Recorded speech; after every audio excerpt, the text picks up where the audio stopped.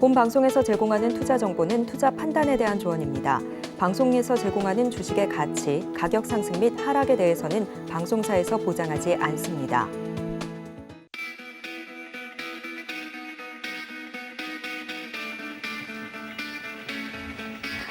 안녕하세요. 오늘도 고수익 작전 타임 시작합니다. 저는 진행을 맡은 이혜은이고요. 간밤 뉴욕 증시 혼조세로 마감을 하게 됐습니다. 나스닥만 소폭 오르는 모습 확인이 됐는데요. 간밤에 또 하나의 중요한 이벤트가 있었죠. FOMC 의사록이 발표가 됐습니다. 다음 FOMC에서 25bp의 베이비 스텝을 한 번 더 단행할 것 같은 그런 분위기를 풍겼던 FOMC 의사록 내용 엿볼 수가 있었는데 그런 가운데에서도 몇몇 연준 인사들이 50bp의 금리 인상을 강력하게 좀 이야기했다라는 이야기도 시장에 나오면서 계속해서 연준이 매파적인 기조를 이어갈 것이라는 분위기가 만들어졌습니다. 오늘 우리도 하는 금통위가 열릴 예정인데 우리야 물론 일단은 동결적으로 조금 더 가닥이 잡힌 상태이긴 합니다만 계속해서 이렇게 미국의 기준금리가 인상이 된다라고 한다면 우리도 계속해서 그 가능성을 열어두고 상방을 열어두고 대응을 해야 되는 그런 국면을 맞이하게 됐습니다. 오늘도 이렇게 글로벌 이슈 여러 가지 존재하고 있고 또 우리 시장에서 고수익을 얻으려면 계속해서 체크를 해가야 하는 부분인데요. 오늘도 첫 번째로 SC 글로벌 센터의 김선규 소장님 모시고 자세한 이야기 나눠보도록 하겠습니다. 소장님 어서 오세요. 네, 안녕하세요. 네, 소장님 저희 어제 FOMC 의사록 발표에 굉장히 좀 긴장을 했었잖아요. 네. 이 부분 좀 짚고 넘어가야 될 것 같습니다. 주요 발표 내용에는 어떤 것들이 있었고 또 특히나 짚어봐야 될 내용이 있다면 어떤 게 있을까요?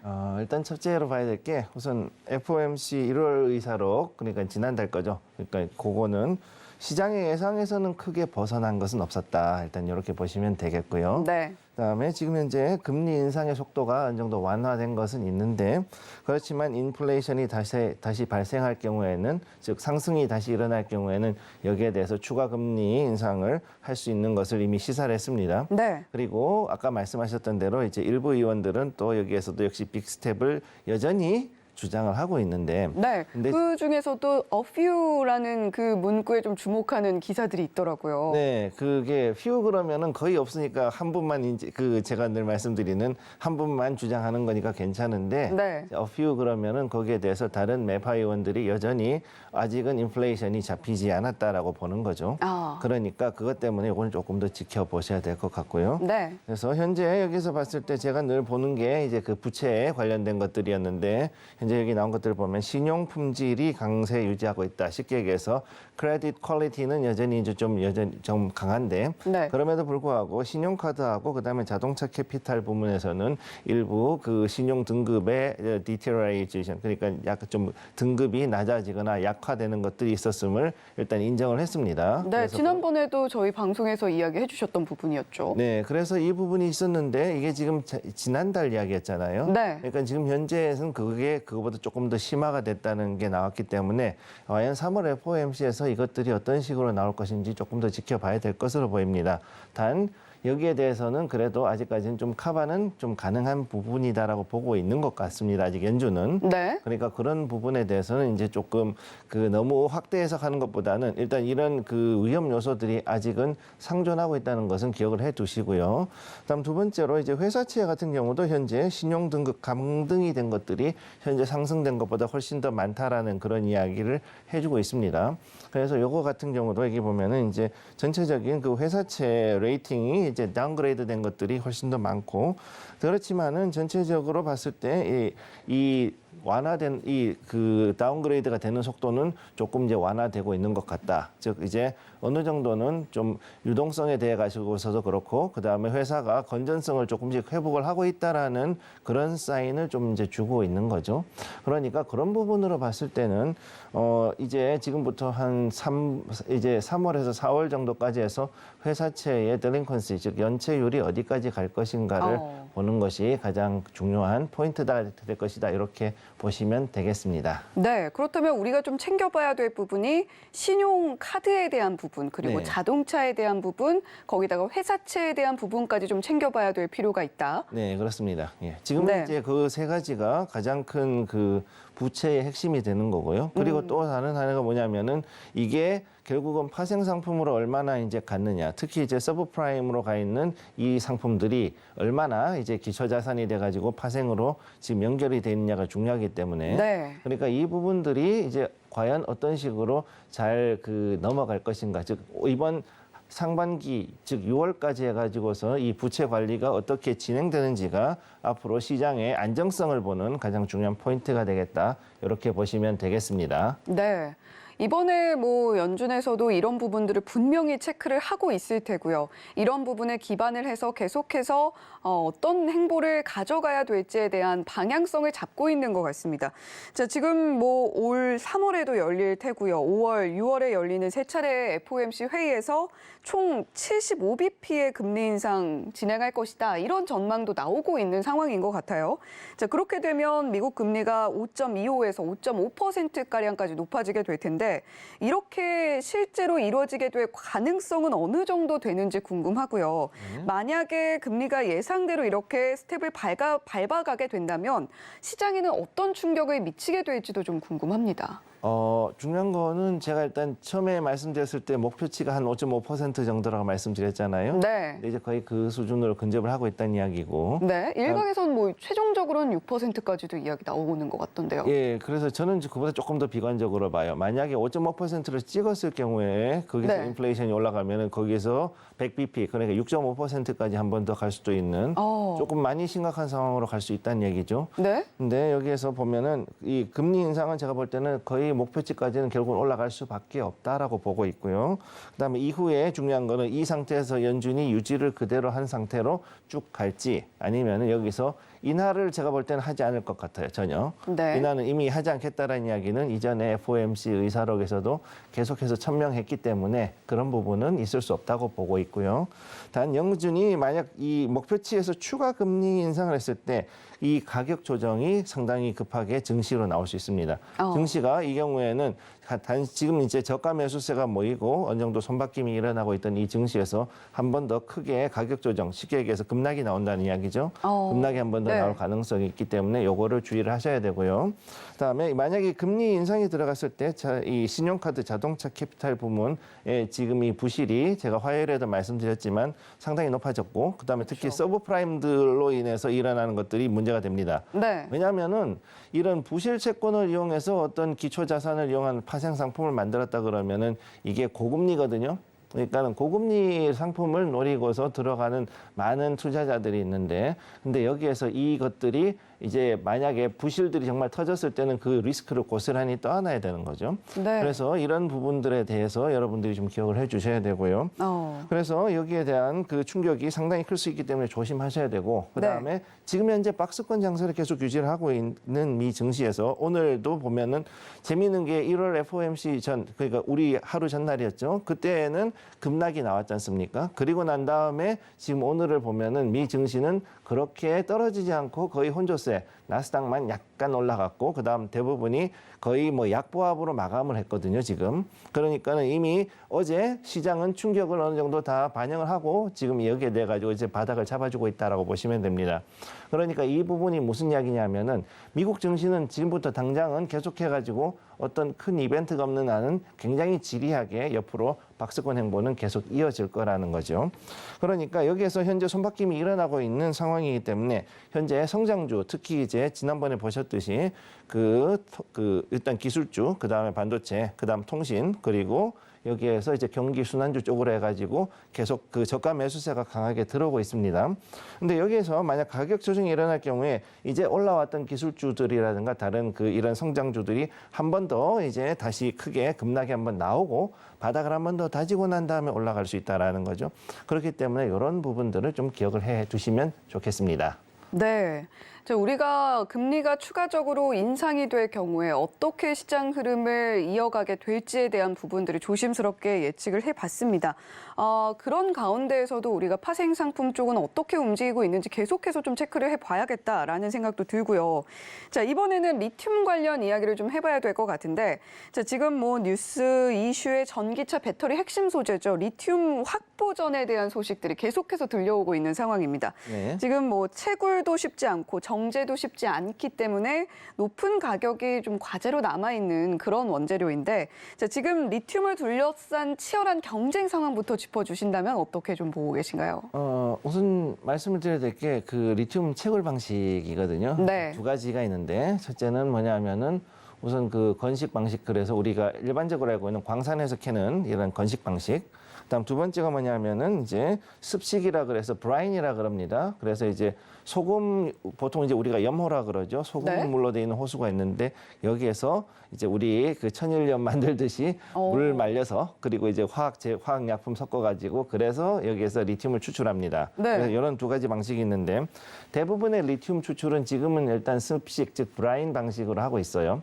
그래서 이걸로 하게 되면은 여기에서 보통 수산화 리튬이라든가 아니면 이제 탄산 리튬 이 두 가지 형태로 해가지고 보통 채굴을 하게 됩니다. 네. 그래서 보통 일반적으로 그 봤을 때 수산화 리튬 같은 경우는 LFP, 즉 인산철 배터리 쪽으로 해가지고서 많이 이용을 하고 우리가 보통 하는 리튬 이온 배터리는 탄산 리튬 쪽으로 해서 많이 가게 되죠. 그래서 이것이 이제 나오게 되는데 이런 습식 리튬 정제 같은 경우 가장 큰 문제가 뭐냐면 수율이 정말 극악의 그 수율을 가지고 있기 때문에 네, 어느 정도인가요? 만약에 한 100리터 정도의 그 이 염호의 물을 가져왔다 그러면 거기에서 전체 수율이 5% 미만으로 나옵니다. 굉장히 적네요. 예, 물 다 말리고 나가지고 거기서 남은 거 조금 찌꺼기에서 거기서 또 이제 또 리튬만 추출을 해내야 되니까 네. 굉장히 수율이 낮죠. 그러다 보니 그리고 이 대부분의 채굴권들 정확히 하면 채굴권이에요. 이게 그 어떤 광산이나 이런 지역적인 게 아니라 네. 채굴권은 지금 중국이 되게 많이 소유를 하고 있어요. 채굴권 자체를 중국이 산 건가요, 그렇다면? 예, 그렇죠. 돈을 주고 지금 거기에 대해서 산 겁니다. 예, 가지고서 소유를 하고 있는 거고. 네. 그래서 세계 리튬 생산지가 현재까지는이라고 말씀드린 게 앞으로 이제 계속 발굴하고 찾다 보면 어디서 나올지 모르니까. 그런데 현재까지는 일단 호주하고 남미의 그 리튬 트라이앵글, 그래서 그 3개국에서 이제 그 염호가 있는데 남미 쪽에 거기에 대부분의 리튬이 이제 그 깔려 있다고 보시면 되겠습니다. 현재 나온 거는. 네. 그래서 요거에 보면은 미국이 이제 건식 리튬을 이제 탄산 리튬 채굴을 위해 가지고 신규로 광맥을 탐사하는 거하고 그 다음에 이제 붕산 광산인데 이제 폐광이 됐다가 지금 다시 재탐사를 해가지고 찾아내는 곳이 있거든요. 그럼 그런 데가 지금 이제 그 앞으로 그 테슬라가 현재 요거를 네바다부터 해가지고 미국 전역에서 하고 있는데 이런 부분들이 앞으로 활발하게 이루어질 것으로 보입니다. 그래서 현재 그 배터리 전기차는 수요는 굉장히 늘어나고 있는데 비해 가지고 지금 리튬의 그 수요도 되게 늘어났는데 그 공급량이 되게 줄었죠. 그래서 이것 때문에 좀 지금까지도 아주 최근 2년 동안 해가지고 거의 한 8배, 800% 이상의 그 엄청난 그 가격 상승이 있었는데 800%요. 네, 그렇게 해가지고서는 그 굉장히 가격이 올라갔었죠. 그래서 네. 8만 불이 넘어가는 상황까지 왔었는데 톤당. 그랬는데 현재 테슬라 같이 이런 테슬라나 아니면 이런 그 미국의 완성차 업체들 같은 경우는 여기에 대해서 이제 리튬 광산이나 염호를 자체적으로 보유를 하게 해가지고 지금 여기에 대해서 그 일단 리오틴토, 그 다음에 알버말, 그 다음에 이제 그 리튬 아메리카나, 피에몬트 리튬 이런 데하고 다 접촉을 해가지고 합자로 해서 그 리튬 광맥을 찾는데 주력을 하고 있습니다. 네.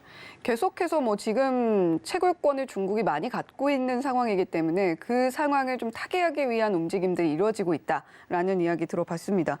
자, 그렇다면 관련해서 리튬주의 흐름도 좀 짚어봐야 될 것 같은데요. 국내 리튬주는 좀 최근에 좀 들어서 더더욱 상승세를 보이고 있는 상황인데 미국에서는 반대로 리튬주가 폭락 중이라고 들었는데요. 네, 이게 좀 같이 움직이는 부분이 좀 달라서 그런데요. 네. 중요한 거. 우선 그 지금 현재 있는 종목 중에서 크게 4개의 대장주가 있는데 알버마을부터 해서 리튬 아메리카, 피에몬트 리튬, 그다음에 리벤트라고 하는 요 4개 회사가 보통 대장주로 보거든요. 네. 얘네들 같은 경우 지금 지난주에 특히 이제 알버마을이 실적을 발표하는 그 시점을 전후해 가지고 폭락이 들어왔습니다. 요 내용이 보시면은 위에서부터 알버마을, 그다음 리튬 아메리카, 그다음 피에몬트 리튬, 그다음에 리벤트 리튬인데 보시면은 최근 들어 가지고 대략 한 3, 4거래일 정도 해 가지고 이 폭락이 난 걸 보실 수가 있을 거예요. 그러네요. 네, 그래서 이걸 보시게 되면은 이게 중국에서 현재 그 전기차 배터리 가격을 인하를 했어요. 그리고 굉장히 이 부분에 대해서 또 지금 많이 이 조정이 좀 들어올 수밖에 없는 상황인데 네. 전체적인 그 주봉이나 이제 월봉으로 보시게 되면은 이제는 이 리튬 관련주들이 요 박스권을 지금 형성을 해가지고 이 박스권 안에서 지금 놀고 있는 걸 보실 수가 있을 겁니다. 그래서 지금 여기에서 이제 한 번 더 치고 올라가려 그러고 하는데 진짜 문제는 뭐냐? 생산성이 보장이 돼야 되는데 보장이 안 되거든요. 그러다 보니까 우선은 여기에서 이 박스권에 갇혀 있는 거고, 그다음 지금 현재 중국의 CATL이 전기차 배터리를 가격을 인하한 결과 현재 리튬 관련주들의 영향을 줬기 때문에 이것들이 여기에 지난주에 반영이 돼서 그런 부분들도 좀 있습니다. 네. 단 여기에서 지금 봐야 될 거는 이제 리튬 가격이 어떻게 되느냐인데 리튬 가격이 최근 들어 30% 이상 하락을 했거든요. 이게 지금 파이낸셜 타임즈에서 나온 그 내용인데 이제 네. 리튬 가격이 떨어졌다. 특히 이 파란색이 중국이고요. 이 빨간 게 유럽하고 그다음에 미국에서 나온 자료가 되겠습니다. 이걸 보시게 되면은 최근 들어서 2분기 지금 이제 작년 4분기죠. 작년 4분기에 다시금 최고점을 경신하고 난 다음에 지금 떨어지는 이런 모습을 보여주고 있는 거죠. 여기에서 봤을 때 8만 달러가 톤당 8만 달러가 넘어가던 리튬이 이제는 많이 내려가서 거의 6만 달러대까지 근처까지 온 것을 보실 수가 있고요. 네, 2만 달러가량 떨어졌네요. 네, 그렇습니다. 그래서 이게 무슨 얘기냐면 채굴량은 얼마 안 된 데 비해서 중국 내에서의 이 배터리에 대한 수요가 너무 많다 보니까 한마디로 얼마 없는 채굴량을 엄청나게 많이 퍼낸 거죠. 그러다 보니까 이제 실제로 남아있는 가채 매장량이 얼마 안 남았다라고 지금 보셔야 되는 게 더 정확한 표현이 되겠고요. 네. 자, 그래서 이게 이제 중국 전기차의 배터리에 대한 수요가 앞으로 늘어나면서 채굴량이 폭증하면서 일단 시장에 영향을 줬고 이로 인해서 CATL이 오히려 가격을 떨구는 이런 일이 벌어진 겁니다.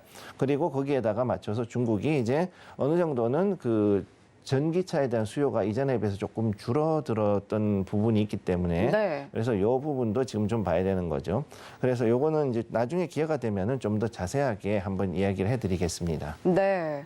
지금 중국에서 움직이고 있는 리튬의 어떤 무기화라고 해야 될까요? 이런 부분들을 우리가 좀 주목을 해봐야 되는 시점인 것 같은데, 자, 물론 미국의 리튬주들과 국내 리튬주들은 조금 다르게 움직인다고는 말씀해 주셨지만, 이렇게 미국에서 리튬주가 폭락하고 있는 현상에 국내 리튬주들은 혹시나 어떤 영향을 미치게 되는 것들이 있을까? 이런 궁금증도 있거든요. 네. 관련해서 대응 전략은 어떻게 짜보는 게 좋을까요? 중요한 거는 우선 첫째 리튬 가격이 떨어진 거는 좋은 일이긴 한데 마냥 좋아할 수만은 없어요. 네. 그래서 지금 이제 우리가 알고 있는 양극재 관련주들 포스코 케미칼부터 해가지고서 그다음에 여러 에코프로나 에코프로비엠 그다음에 또 여러 다른 폐배터리 관련주들이라든가 네. 이런 것들이 조만간 한 번 더 움직일 수 있습니다. 올라가고 있지만 더 강하게 움직일 수 있는 확률이 좀 있고, 그다음에 지금 현재 우리가 봐야 될 거는 이제 신규로 나오는 광산이라든가 아니면은 이런 염호에 대해서 가능성을 좀 더 봐야 되는 상황이 왔습니다. 그래서 지금 이 가채굴량이 이제 자꾸 줄어들고 있기 때문에 이 부분에 대해서 리튬 생산이 지금 과열이 된 거죠, 한마디로. 그러니까 여기에 대해서 신규 광산하고 염호 발견이 아직까지 부진한 상황이란 말이에요. 네. 그리고 여기에 대한 것들을 좀 더 봤을 때는 2025년, 즉 지금부터 2년 안에 한 번 정도는 리튬이 다시금 파동이 날 가능성이 있는 거를 봐야 된다는 거죠. 채굴량이 줄어서 가격이 폭등하는 그런 현상이 일어날 것이다. 그렇죠. 왜냐하면은 이 전까지만 하더라도 리튬은 사용량이 그렇게 많지가 않았단 말이죠. 네. 최소한 전기차가 나오기 이전까지는. 그전에는 우리가 썼던 게 그냥 핸드폰이나 아니면 이런 노트북 정도에만 썼었는데 이 전기차가 나오면서 전기차 하나가 우리가 쓰는 일반적인 휴대전화 2,000개 정도 분량의 이 정도의 리튬을 한 번에 소모하게 된 겁니다. 네. 그러다 보니 이제는 그만큼의 그런 것들을 봤을 때는 지금의 이런 소비 속도가 계속 늘어나고 전기차 판매량이 늘어나면은 2025년도를 전후해가지고 현재 이 생산량, 수급의 불균형으로 인한 파동은 충분히 일어날 수 있다고 보고 있고요.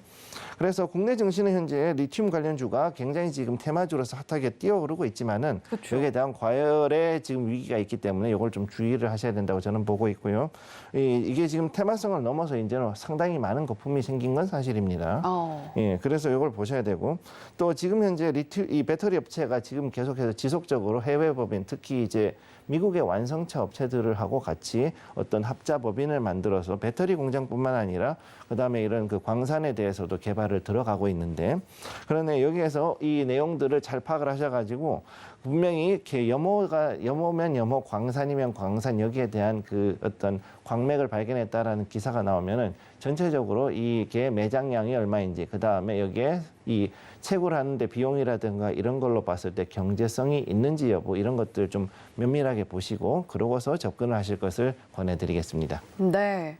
자, 리튬 관련해서도 우리가 궁금한 점들이 굉장히 많았는데 일단은 지금은 좀 투자에 유의해야 될 시점은 맞다. 거품이 많이 껴있다라는 이야기 해주셨고, 다만 리튬과 관련해서 분명히 파동은 한 차례 더 와줄 걸로 보고 있다라는 이야기까지 들어봤습니다. 오늘 김선규 소장님과 함께 FOMC 의사록 자세하게 분석해봤고요. 리튬 관련주들에 대한 이야기까지 해봤습니다. 김선규 소장님, 오늘도 좋은 말씀 고맙습니다. 고맙습니다.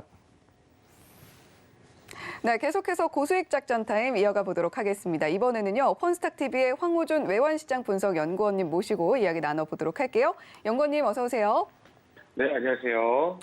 네, 연구원님 어제 윤석열 대통령 입에서도 특별한 이야기가 좀 나온 것 같아요. 소아 환자 그리고 의료진 만나서 지원 강화를 약속했다라는 이야기가 들려왔고, 또 이와 관련해서 시간외에서도 뭐 원격 의료라던가 이런 관련주들이 많이 뛰어오르는 모습들 확인이 됐어요. 자, 지금 뭐 저출산이 사실 어제 오늘 일은 아닙니다만 이 소식과 관련해서 오늘 좀 시장의 움직임 예상해 본다면요. 네, 전일이었죠. 이제 서울시의 저출산 관련 정책이 시장에 나왔었죠. 어제 말했을 때는 이제 이 정책들이 진짜 실효성이 있을까에 대해서 살짝 좀 논의하기에는 아직까지는 이제 이 저출산 관련 정책들이 하나 둘 나오기 시작하고 이제 나중에 정책적으로 확대가 될 거라라는 좀 기대감까지만 전달을 해드렸는데, 이 장 마감이 된 후에 윤 대통령이 24시간 소아 전문 상담 비대면 영상 시스템을 구축하라 직접 지시를 했습니다. 저는 윤 대통령 22일 서울 종로구 서울대 어린이병원을 찾았는데요. 24시간 소아 전문 상담센터 신설과 함께 앞서 강조한 24시간 진료 시스템 구축을 다시 한번 강조를 했습니다. 현 정부에서 지금의 저출산 문제를 아주 중요한 사안으로 생각을 하고 있다라는 이 관점에서 들어맞는 부분이 되겠죠. 또한 아이들의 교육과 그리고 돌봄 환경을 세계 최고 수준으로 높일 것을 교육부에도 동시에 같이 지시를 했습니다. 이 덧붙여서 이번 기회에 확실하게 이번에 저출산 문제를 잡아야 된다며 이 정부 정책에 대해서 확실하게 바꿔야 된다 하면서 현안에 대해서 강도 높은 발언을 이어가 나갔습니다. 이 소아 필수 진료에 들어가는 비용을 이 공공정책 수가로 보장을 하게 되며, 그리고 아이들 치료에 추가로 들어가는 투입 비용을 감안을 해서 적정 수가를 보상을 하고, 그런 조치를 보건복지부에 직접 지시를 또 이어서 했습니다. 이 발언으로 인해서 보건복지부 그리고 교육부가 움직이게 될 전망인데, 관련해서 전일 장마감 후에 시간의 거래에서 비트컴퓨터, 유비케어, 케어랩스 등 비대면 원격진료 관련주들의 상승이 눈에 띄었고, 비트컴퓨터는 시간의 상한가를 기록을 했습니다. 대통령이 직접 나와서 지시한 사안은 올해 상당 부분 많이 있었으나 대표적으로 뭐 원전 관련주들이죠. 이 아이들 건강을 챙기는 것은 국가의 최우선 책무라면서 이 관련 부처는 필요한 어떠한 지원도 아끼지 말라며 전폭적인 지원 또한 약속을 했습니다. 이에 따라 직접적으로 언급한 비대면 관련주들은 오늘장에도 추가적인 탄력이 나와줄 전망인데요. 예전부터 저출산 문제를 해결하기 위한 여러 가지 방안들과 지원이 이어졌지만은 이 실질적인 실효를 본 사안은 아직까지는 없었지만, 이 한나라의 수장이 대통령이 즉 나와서 이 저출산 테마가 다시 한번 조명을 받을 전망입니다. 네, 이렇게 저출산 문제 그리고 원격 의료에 대한 이야기까지 함께 좀 엿볼 수가 있었던 이슈인데, 오늘 살펴본 이슈를 바탕으로 또 주목해 볼 만한 종목들이 있다면 어떤 것들이 있을까요? 네, 이에 연계해서 이 저출산 관련 테마주에서도 아이들의 교육 부분에서 한 차례 더 추가적인 언급이 나올 거라 예상이 되는 가운데, 이 유엔젤이라는 종목을 오늘 알아보려고 하는데요. 이 유엔젤이라는 회사는 국내외 유무선 통신 사업자에게 이 통신 서비스 핵심망 솔루션 그리고 사물 인터넷 IoT라고 하죠. 솔루션 및 부가 서비스 솔루션을 공급하는 소프트웨어 전문 기업 개발 기업입니다. 그런데 이 기업이 도대체 엔젤 사업과 그리고 말해서 저출산과 무슨 관련이 있느냐? 이 추후 상용화 기대되는 IoT 그리고 인터넷 솔루션 테마로도 엮이는 이 종목이 과연 어떤 의미가 있느냐 말씀드리면은, 유아 스마트 교육 전문 업체입니다. 또 토모키즈 그리고 뽀로로 전화 등 유아 전용 앱을 개발을 하고 있는데, 사실 기업의 핵심 사업은 코어 네트워크, 스마트 러닝, 그리고 인터넷 서비스 사업 부분에서 발생을 하고 있습니다. 이 또한 최근 주목을 받았던 이유는 챗 GPT 테마로 급부상을 했었죠. 앞서 저출산 관련으로 뽀로로 전환하는 유아 전용 교육 앱을 말씀드렸는데 이 기술력을 챗 GPT와 연계를 해서 AI 통화 연동 솔루션 사업을 동시에 영위를 하고 있습니다. 이 구글과 아마존의 AI 솔루션 플랫폼과의 연동 또한 가능하다라는 점이 이 점 시장에서 큰 주목을 받았는데요. 그 외에도 시장에서는 정말 단순하게 이 기업의 이름이 유엔젤이죠. 이 유엔젤이라는 부분에서 엔젤 사업의 대장주라는 인식 또한 박혀 있습니다. 대표적으로 우리 머릿속에 있는 이 엔젤 산업에 관련된 종목들은 여러 가지가 있죠. 뭐 제로투세븐이라든지 아가방 컴퍼니, 뭐 꿈비 이런 종목들도 있겠지만은 이 유엔젤이라는 이름 자체에서 보는 직관적인 모습이 상당히 많이 투자자들한테는 각인이 박혀 있는 상황입니다. 이 엔젤 산업은 저출산과 관련된 모든 사업의 영역을 말하는 건데요. 이러한 직관적인 부분이 투자자분들에게는 또 다른 심리적인 작용하는 부분이기 때문에 최근 주가가 상당히 가파르게 올라오는 모습을 보여주었습니다. 이 종목이 상승하기 시작한 지점이 올해 초 저점 2,800원을 시작으로 현재 주가는 130.36%까지 상승을 한 모습이죠.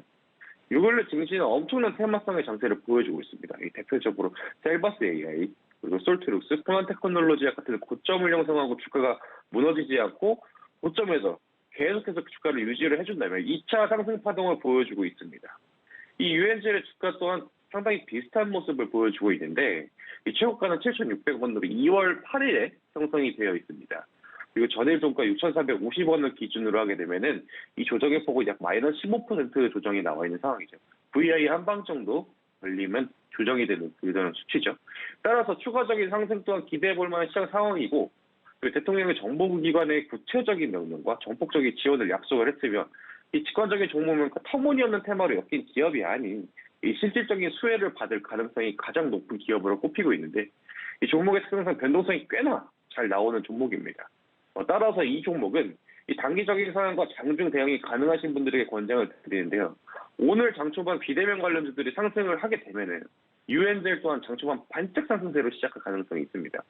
이 때문에 주가에 공략을 하시되 이 손절선이 상당히 중요한데요. 손절선은 전일 종가 대비해서 마이너스 5% 선으로 잡으시고 갭을 띄울 경우에 갭을 띄우고 시작을 할 경우에는 이 전일 종가 6,450원을 기준으로 해서 마이너스 5% 선은 약 6,130원입니다. 이 부분을 이탈하면 정리를 하시면 되시고 목표가로는 7,000원으로 제시를 해드리겠습니다. 이 부분은 이 최고점을 형성한 부분에서 십자 도지 형태로 끝난 부분인데 이 종목의 상승일에 7,000원으로 올라간다는 열 손가락 안에 꼽을 정도입니다. 따라서 초단기적으로 목표가를 7,000원으로 잡으시고 초단기적으로 대응이 가능하신 분들만 권장을 드리는데 앞서 말했듯 이 호재들도 분명히 있고 사실상 저출산이라는 부분은 해결하기는 거의 어려운 부분인데 이 단기 테마성으로 떠오른 테마인 만큼 딱 그 테마의 사이즈에 맞게 단기적으로 접근하시는 게 유효하다고 보고 있습니다. 네, 우리가 테마를 살펴볼 때 그 테마의 크기도 중요하겠고 실질적으로 수혜를 받을 수 있는 여부를 체크하는 것도 굉장히 중요할 텐데 유엔젤은 그 부분에 있어서 부합하고 있는 테마이고 자 그리고 무조건 오늘은 좀 단기 대응 거기다가 장중 대응이 가능한 분들 위주로 접근을 해보셨으면 좋겠다라는 이야기까지 해주셨습니다. 자 그렇다면 오늘 시장 간밤 미국 증시가 좀 혼조세로 마무리를 한 만큼 오늘 시장 대응도 좀 구체적으로 짜봐야 될 텐데 어떻게 보고 계신가요? 네, 오늘 우리나라 증시는 상당히 혼란스러울 예정인데요. 전일 이제 미증시가 FOMC 회의록이 공개가 되면서 한 차례 낙폭을 기어가면서 쭉 빠진 다음에 마감이 되었습니다. 그리고 프리장 시간 동안에 지금 방금 나왔죠. 엔비디아의 실적이 좋게 나오게 되면서 다시금 모든 하락폭을 말아올리는 그러한 모습이 보여줬는데 이 우리나라 국내 지수는 야간 선물이라는 게 진행을 하게 됩니다. 새벽 5시까지밖에 진행이 되지 않기 때문에 지금 반등이 나왔던 이 미증시의 상승분을 다시 제대로 반영하기가 어렵습니다. 따라서 우리나라 시간 8시 40분부터 동시호가 시간 동안에 9시까지 얼마나 많이 끌어올려주느냐. 지금 미증시의 상승분이 얼마만큼 반영이 되느냐가 상당히 중요할 전망이고 이게 반영이 됐을 경우에는 또 한 차례 산이 넘어가게 되겠죠. 한국은행에서 우리나라 기준금리 결정이 되게 되는데 이 이벤트가 보통 10시나 11시 사이에 결정이 돼가지고 뉴스로 보도화되기가 시작됩니다.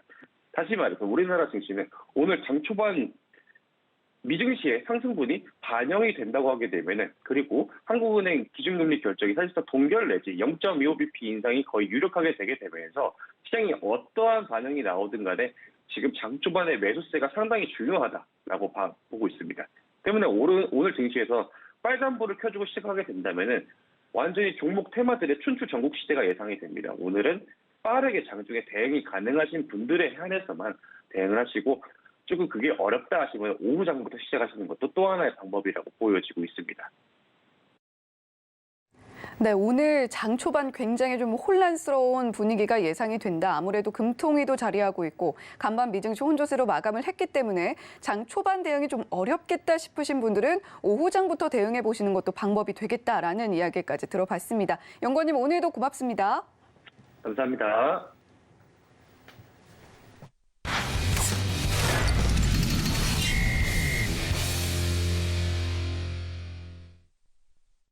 네, 계속해서 고수익 작전 타임 이어가 보도록 하겠습니다. 이번에는요, 글로원 파트너스의 이성웅 이사님과 함께 국내 증시 작전 꼼꼼하게 세워드리도록 하겠습니다. 이사님 어서 오세요.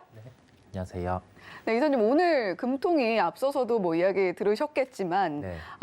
이 부분이 상당히 오늘 또 우리에게는 중요한 이벤트잖아요. 네.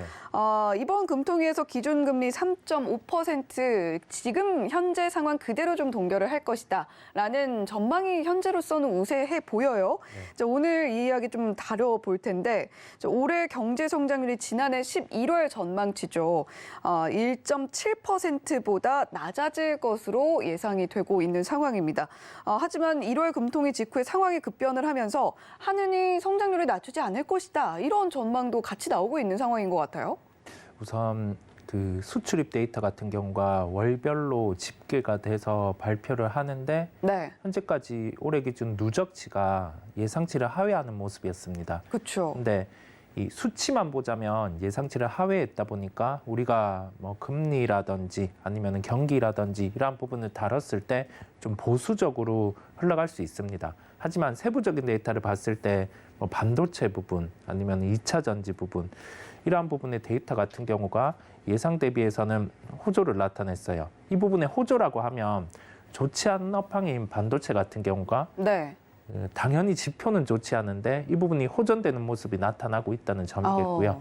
그리고 우리가 월별 데이터 같은 경우는 후행적인 특성이 있습니다. 네. 2월에 1월 데이터 같은 경우를 보는 것처럼요. 네. 그런 걸 종합을 해봤을 때 우선 좀 데이터 자체는 좋지 않지만 세부적인 내용을 살펴봤을 때 그래도 나아지고 있는 데이터 발표를 했고 여기에 더해져서 미국의 지표 호조가 나타난 겁니다. 그렇죠. 호조가 오히려 좋지 않게 나타나고 있는 느낌이에요. 네. 그런데 이 지표 같은 경우 또한 세부 내용을 살펴보면 고용 지표가 나아지고 있다는 점이거든요. 네. 이 부분은 우리가 금리라는 점을 놓고 봤을 땐 뭐 금리 인상에 대한 뭐 방향성, 여기에 대한 속도 이게 두 가지 다 더해질 수 있는 점이 존재를 합니다. 네. 그런데 반대로 경기라는 점을 놓고 봤을 때는 우리가 우려됐던 경기 침체 같은 경우가 좀 안 올 수 있는 점을 또 이 데이터를 통해서 보여주는 거예요.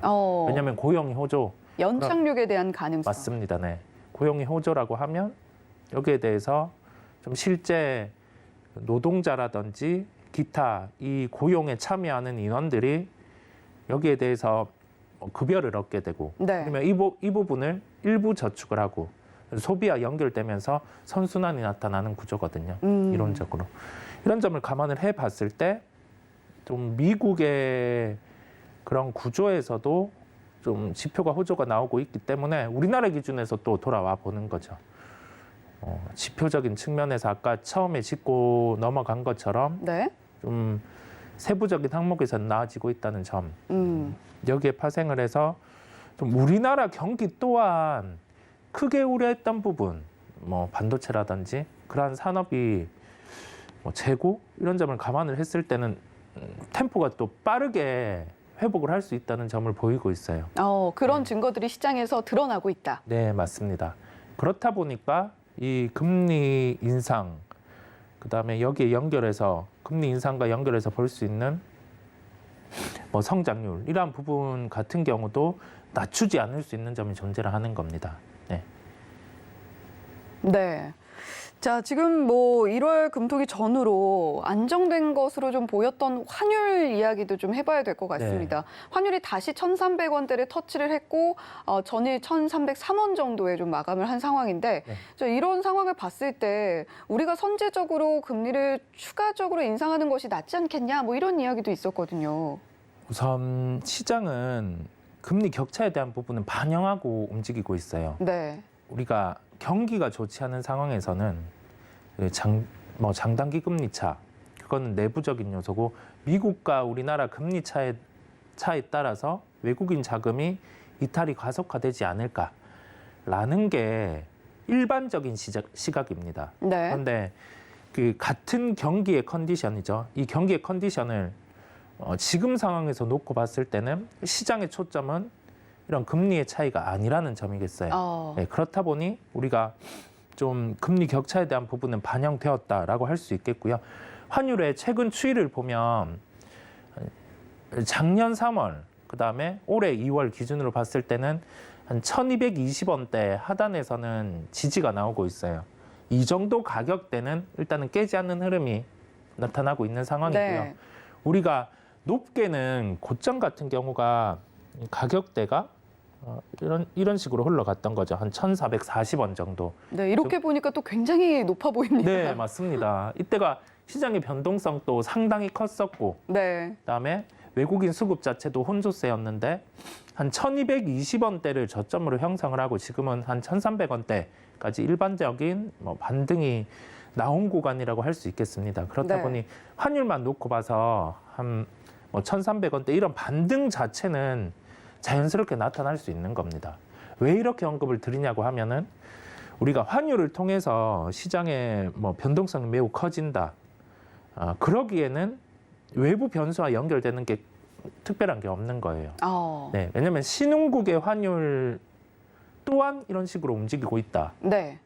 할 수가 있거든요. 그러면 여기에서 나올 수 있는 결론은 우리나라만의 리스크가 아니라 외국인의 자금의 흐름에 따라서 지금 나타날 수 있는 신흥국의 환율 흐름이라고 할 수 있겠고요. 근데 유독 우리나라의 경우 좀 더 출렁거리는 모습들을 보여주는 것 같기는 네. 하던데요. 네, 맞습니다. 이게 구조적인 측면이에요. 우리나라 같은 경우는 실제 제품을 직접 생산해서 수출하는 비중보다는 원재료를 가지고 와서 네. 가공해서 제품을 수출하는 경우가 많습니다. 네. 그렇다 보니 이 구조 안에서 좀 환율의 변동이 커질 수 있다라는 네. 점이겠고요.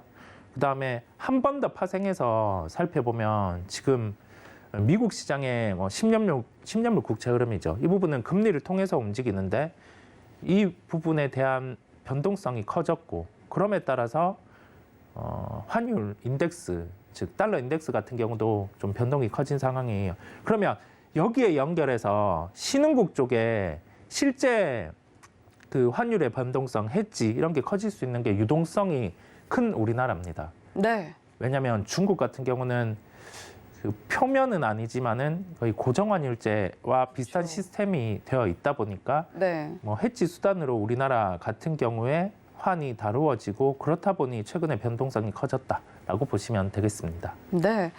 사실 걱정되는 부분이 지금 다시 1,300원대를 터치하면서 수급도 조금 불안정해진 것 같고 그런 부분들이 결국에는 시장의 하락으로 하방 압력으로 이어지는 것이 아닐까 이런 부분에 대한 우려가 좀 생기게 되는 것 같은데요. 지금 금리가 3.5%일 때 그리고 3.75%일 때 금리 인하 가능성 그리고 시기는 우리가 어떻게 좀 보면 좋을지 좀 네. 미리 예단을 해본다면 어떻게 될까요? 네, 이런 예단이 상당히 쉽지는 않습니다. 그쵸. 네, 뭐 금리 인하를 언제 하게 되고 지금의 인상기에서 여기에 대한 판단을 어떤 지표를 통해서 했을 때 이게 금리 인하를 한다. 참 판단하기는 어려운데 우리가 과거 사례를 한번 대입을 해볼게요. 네. 금리 인상기 때는 자금 같은 경우가 좀 타이트해지는 거죠. 여기에 대해서 좀 인상을 하면서 우리나라가 미국을 따라서 인상을 하기도 했고 미국 같은 경우가 신흥국 쪽을 따라서 좀 흘러가는 흐름이 나타났었어요. 과거에는. 그러면서 이 유동성에 대한 조절이 유연하게 이루어졌습니다. 그런데 작년은 좀 다른 케이스였어요. 다른 케이스가 기존에 없었던 대차대조표 축소 이 부분이 미국에서 다뤄진 겁니다. 즉 수년간 양적 완화를 해왔는데 네. 익숙했잖아요. 사실 맞습니다. 제로 금리가. 네, 맞습니다. 유동성이 이렇게 풍부한 게 시장에서는 당연시 여겨진 거죠. 네. 그런데 언젠가는 회수를 해야 되는 시기였던 겁니다. 그 시기에 대해서 이야기를 하는 게 쉽지 않았을 네, 뿐. 네, 맞습니다. 네. 그런데 그게 작년이었고, 예, 금리 인상기와 대조표 축소, 그리고 우리가 몰랐던 경기 침체의 가능성이 같이 온 거예요. 그게 역사상에 없던 케이스. 왜 안 좋은 일을 한꺼번에 올까요? 네, 네, 맞습니다. 네. 그게 참, 그런데 작년에 그게 온 거예요. 네. 근데 이 경기 침체 부분과 경기 침체의 가능성과 금리 인상, 그다음에 자본 축소 이 부분이 같이 형성되다 보니 시장은 좀 물음표가 있었던 겁니다. 왜냐하면 겪어보지 못한 게 왔고, 네. 그다음에 여기에서 연준의 입장은 계속 금리를 올려나가야 되는데 시장에서는 그만한 지표가 안 나오는 겁니다. 물가는 상승을 하고. 네. 그러면 이게 답이 없거든요. 예, 그렇다 보니 시장은 이렇게 변동성이 커졌는데 왜 이런 말씀을 드리냐고 하면은 우선은 그 금리 인하 시기와 연결을 해 보는 거예요. 인상이 이루어졌고 여기에 대해서 인상을 할 때 연준의 입장은 네. 가장 중요한 부분이 물가였습니다. 네, 물가 부분이었습니다. 물가 잡자. 네, 맞습니다. 그런데 그 연준의 금리만으로 물가는 잡아지지가 않아요. 실제로 그걸 목도하고 있죠. 네, 맞습니다. 네, 그런 측면이 있고 우리나라로 돌아와 보면 우리나라는 좀 물가에 대한 지표의 구조적 차이가 있겠지만 이 또한 우리나라도 좀 물가라든지 그러한 부분이 아직 잡히지 않고 있어요. 네. 그러면 금리 인하에 대한 시기는 어떻게 나타날 수 있냐고 하면은 좀 이 물가 부분에 대해서 좀 호전이 나타날 때 미리 선제적으로 좀 부동산 가격이라든지 그러한 부분은 조정이 나타나고 있고요. 그 후로 해서 뭐 생활과 관련된 부분의 물가가 좀 안정된다고 하면은 그때는 뭐 금리 인하에 대한 고려가 가능한 것으로 보입니다. 이렇게 얘기를 해보면 네. 금리 인하 같은 경우에 기간이 우리가 생각하는 것보다는 좀 늦어질 수 있다라고 볼 수가 있겠고요. 우리나라만의 선제적인 금리 인하도 좀 불가능한 구조입니다. 네. 결론은 뭐냐라고 하면은 우리가 시장을 바라보는 사람인데 금리 인하만으로 시장의 강세가 나타난다 그런 점은 아닙니다. 예. 금리 인하에 대한 기대를 할 필요는 없고 금리는 여러 가지 요인 중에 하나일 뿐이다. 맞습니다. 네. 금리 인상을 하는 시기에서 이 인상에 대한 톤이 약해지는 그러한 지표를 확인할 때 그때가 되려 시장이 강할 수 있어요. 네, 그렇다 보니 우리는 반대되는 금리에 대한 흐름을 통해서 시장의 강세를 예측하기보다 네. 지금 뭐 금리 인상기에 대한 점을 받아들인 상황에서 금리 인상에 대한 톤이 달라질 수 있는 요소들, 뭐 물가라면 물가, 고용이라면 고용 이런 부분이 달라지고 금리 인상에 대한 톤이 조절된다고 하면 그때 시장은 강할 수 있기에 차라리 그 점에 주목하는 게 낫다라는 결론입니다. 네. 하지만 우리가 좀 물가 상승세를 잡긴 잡아야 될 텐데 네. 금리를 이렇게 올리지 않고서도 이번에 뭐 일단은 동결이 우세하기 때문에 네. 동결을 한다고 해서 물가가 잡히지 않으리라는 그런 확실한 좀 자세가 잡혀 있는 상황이잖아요. 네네. 지금 이렇게 동결을 하게 된다라고 한다면 물가는 우리가 앞으로 어떻게 좀 바라봐야 될까? 이 부분도 상당히 고민이 좀 깊어지는 것 같거든요. 네. 동결을 할 수밖에 없는 구조예요. 네. 우선은 그렇습니다. 네. 그런데 인하보다는 네. 일단은 동결 쪽으로 가는 것이 보다 안전한 스텝이다. 네. 우선은 우리가 그 금리에 대한 발표를 하고 가장 중요한 게 그 총재님의 발언. 네. 근데 그 발언의 톤을 보면 상당히 금리에 대해서 좀 신중한 부분이 존재를 해요. 이게 신중한 게 나쁘다라는 게 아니라 상당히 우리나라 경제에 대해서도 면밀하게 들여다 보시는 거고요. 그다음에 좀 금리에 대한 부분도 이 경제와 연결해서 실제 다뤘던 케이스가 많이 없다고 보입니다. 좀 정치적인 요소도 일부 존재를 했었어요. 네. 그런데 뭐 역대 최초로 좀 경제와 연결해서 이 부분을 고려하는 사례라고 하겠는데요.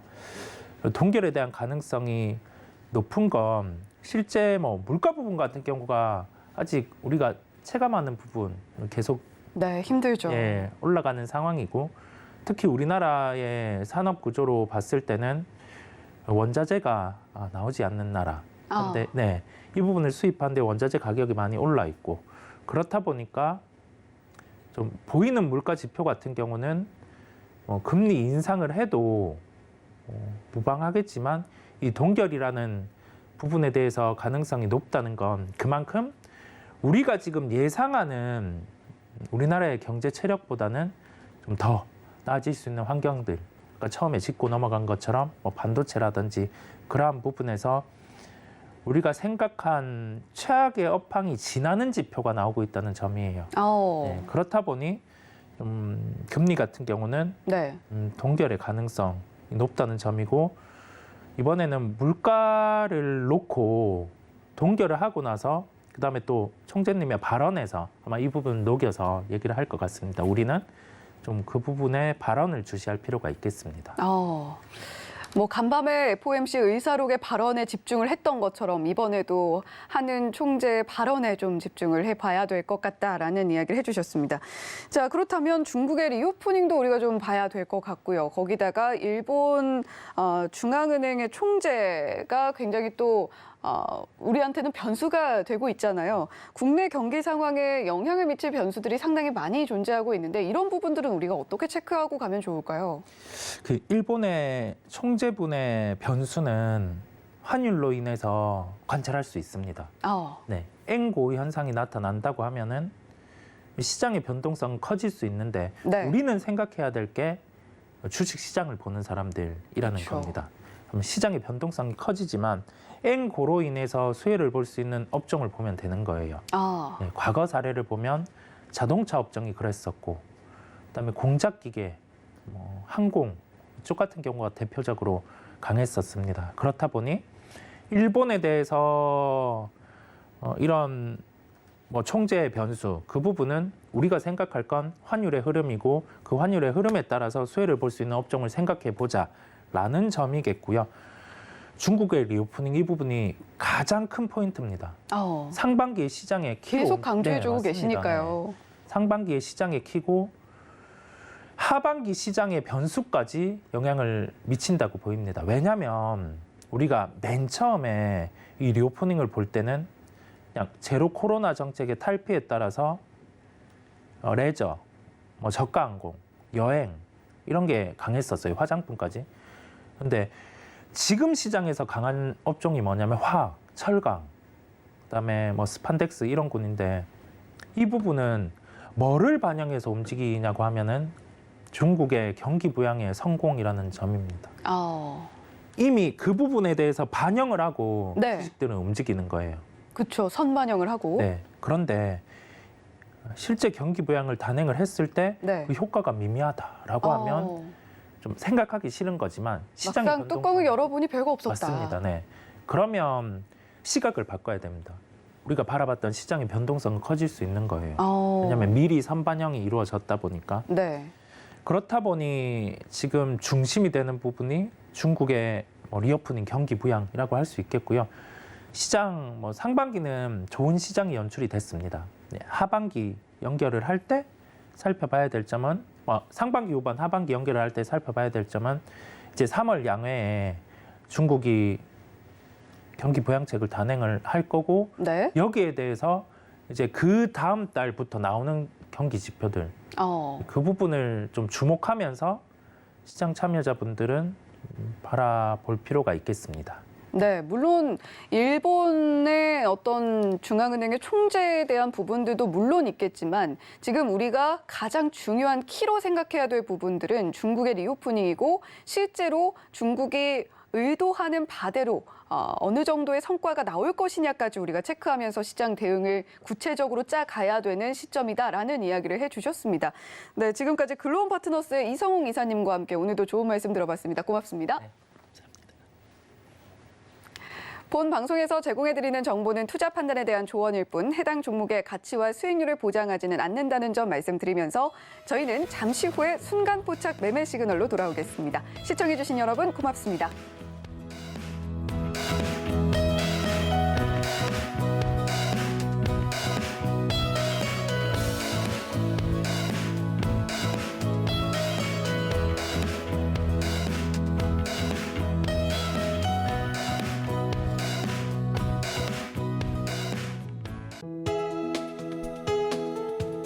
본 방송에서 제공하는 투자 정보는 투자 판단에 대한 조언입니다.